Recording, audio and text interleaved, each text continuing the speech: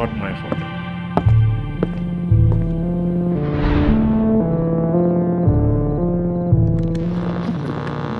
From 8 p.m. strict lockdown has been announced all over India.